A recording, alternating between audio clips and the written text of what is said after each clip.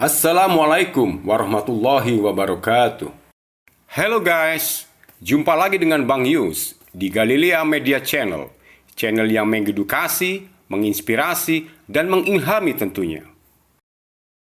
Baiklah, untuk menyingkat waktu, tema kita hari ini adalah Gua Hira dalam kitab Yesaya pasal 29 ayat 12. Dalam acara Talkshow Ngobrol Santai bersama Kordonditan, Ustadz Agustinus Christopher Kainama atau Ustadz K, dan dipandu oleh host yang nyentrik, Bung Aresto. Acara tersebut spesial ditayangkan di channel YouTube pada hari Senin malam tanggal 20 Juli 2021. Yang mana dalam acara tersebut cukup menggembarkan dunia apologet Alkitab. Kata-kata yang tersembunyi ribuan tahun akhirnya terungkap. Di sini Bang Yus hanya membedah kembali sehingga bisa mengedukasi, menginspirasi, dan mengilhami pemirsa tentunya.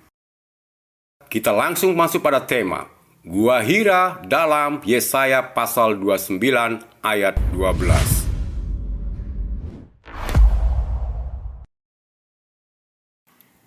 Dalam forum kajian ilmiah dan perdebatan antar apologet Islam dan Kristen mengenai nubuatan Yesaya ini terjadi saling klaim dari pihak Muslim bahwa Yesaya 29:12 adalah nubuatan bagi Nabi Muhammad SAW. Karena diberitakan bahwa ada seorang diberi kitab dan dia menjawab, "Aku tidak dapat membaca."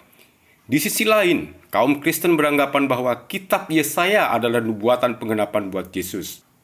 Apakah benar Yesus sudah dinubuatkan di kitab Yesaya? Mari kita bedah salah satu pasal di kitab Yesaya.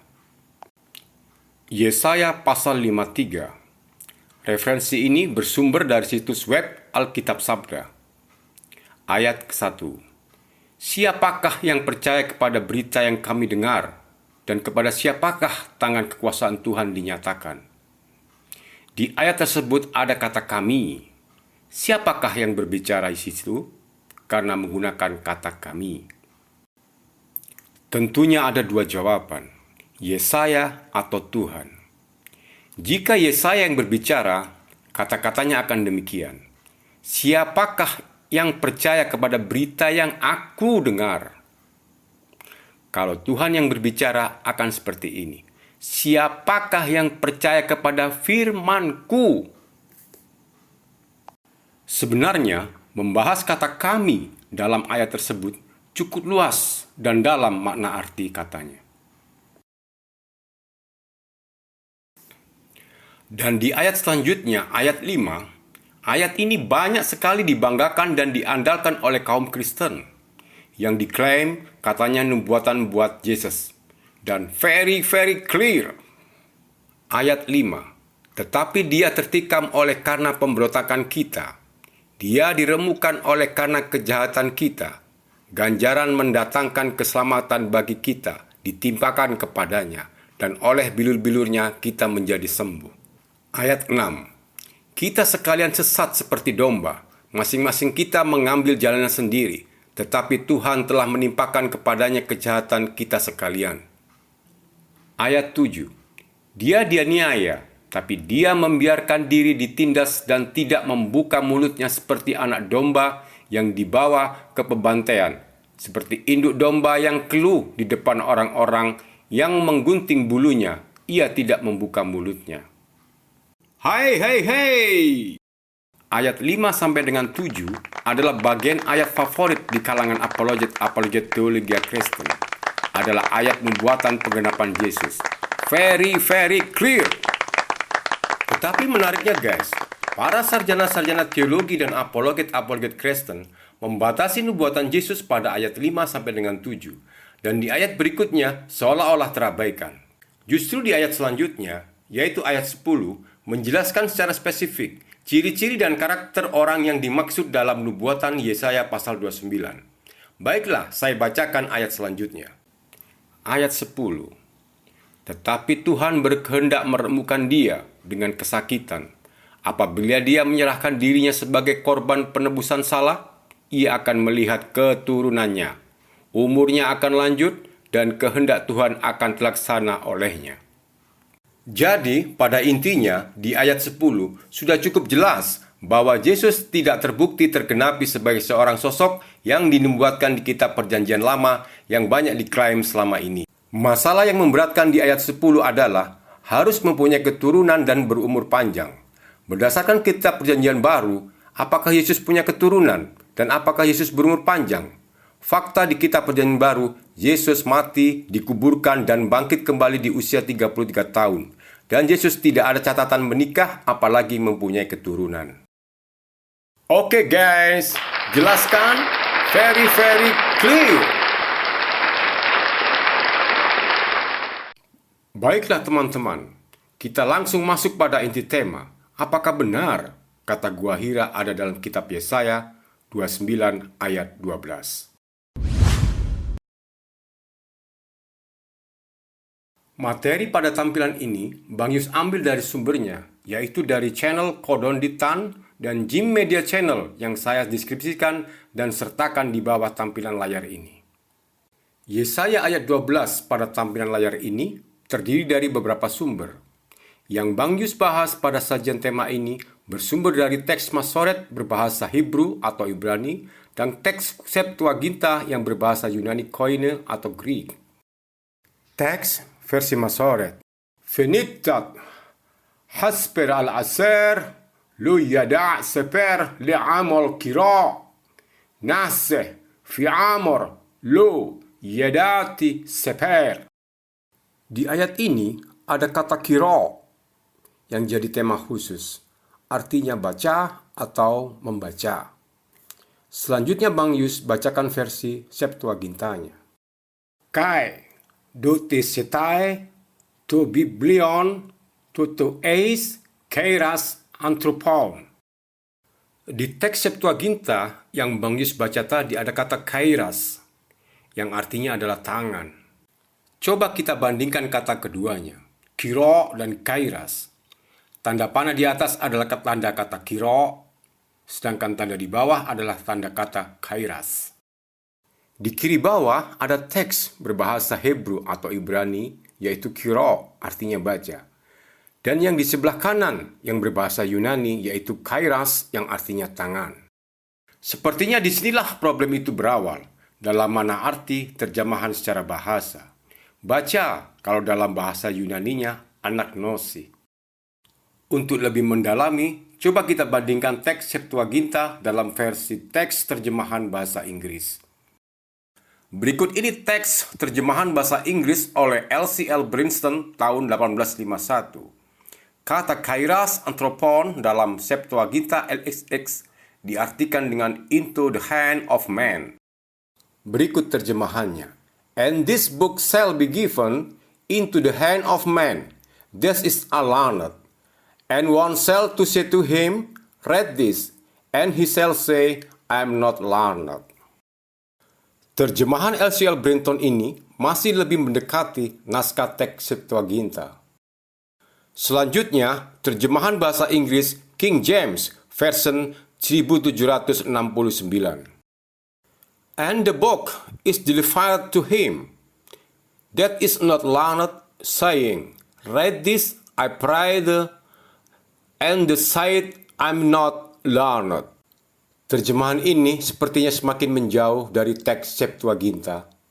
Makna dan artinya sudah berubah total dan semakin menjauh. Dalam teks Septuaginta, dari manakah kata kairas itu berasal? Coba kita mundur ke belakang menelusuri teks kuno berupa kodeks tertua yaitu Kodeks Sinaiticus untuk mengkaji dan meneliti secara ilmiah dan bahasa.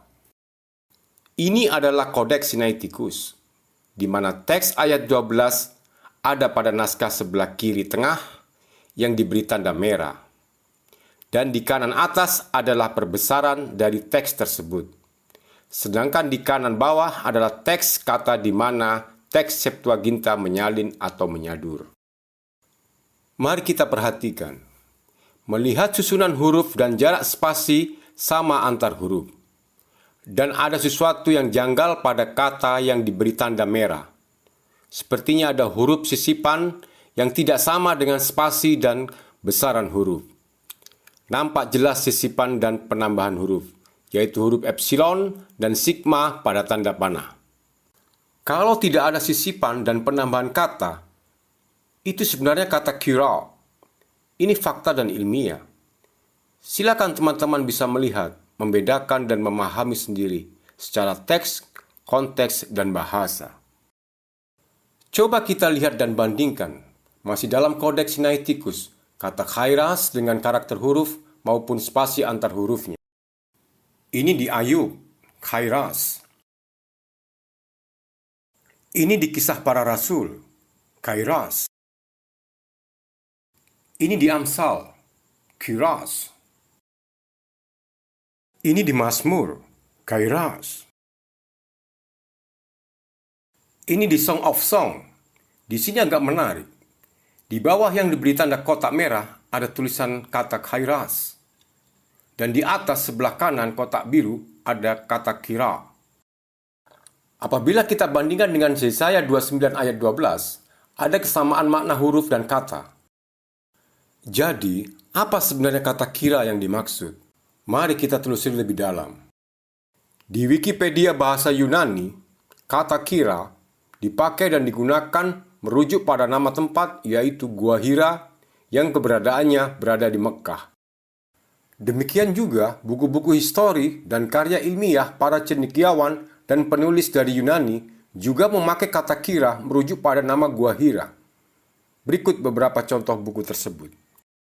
Ini adalah makalah ilmiah untuk tesis PhD dengan judul Islam dalam Kehidupan Neo-Martir. Penjelasan ini ada di halaman 30. Demikian juga ini, sudah ada sumber linknya. Silakan yang berminat untuk mencari. Demikian juga ini. Baiklah teman-teman, Bang Yus hanya menyajikan sesuai fakta dan data ilmiah yang dapat dipertanggungjawabkan. Sekiranya teman-teman dapat menyimpulkannya sendiri. Tapi Bang Yus berkeyakinan sesuai fakta dan data hakul yakin bahwa kata kira yang dimaksud adalah merujuk pada Gua Hira. Dan satu-satunya nabi yang dikisahkan di nubuatan Yesaya 29 ayat 12 adalah Muhammad Rasulullah.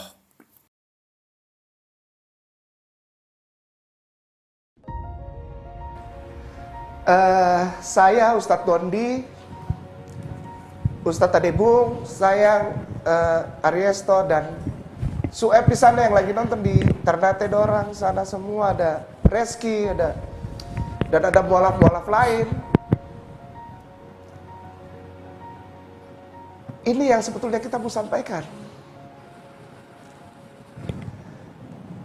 Kita nggak pernah maki-maki Kristen, kita nggak pernah maki-maki agama dan maki-maki Bible, maki-maki Yesus. Cuma saya ingin sampaikan, saya sayang. Mari kita cintai Yesus secara proporsional. Selama ini cerita tentang saya itu dibilang maki-maki, menghujat dan sebagainya. Hujat terus. Nanti kau sama seperti dia, tidak. Malam ini saya bersama Ustadz Dondi dan Bung Ade, Ustadz, dan semua ada orang di Geraha Mu'alaf dan dimanapun berada, sampaikan para mu'alaf. Mu'alaf itu bukan untuk cari popularitas. Mu'alaf itu bukan untuk cari uang. Mu'alaf itu cuma mau sampaikan satu aja. Saudaraku Kristen dan Katolik, para ahli teologi, om pendeta, tante pendeta semua, kita sayang. Kita gak pernah gila Yesus. Yesus yang ngajar kita supaya cinta Rasulullah SAW. Karena dengan begitu berarti kita mencintai Yesus secara proporsional. Saudaraku Kristen Katolik dimanapun berada, kita sayang. Kita baku sayang. Kalaupun kita bicara gini bukan untuk menyerang, bukan untuk menghujat, bukan. Untuk kasih tahu buat orang semua di sana bahwa kita kenal Yesus. Bukan seperti antum kenal Yesus. Ya, bisa. Kita kenal Yesus sebagaimana Yesus itu benar-benar Yesus yang ada di dalam Bible. Yang menyuruh kita ini, mu'alaf, untuk ikut dan patuh kepada satu orang, namanya Rasulullah Muhammad sallallahu alaihi wasallam ibn Abdullah.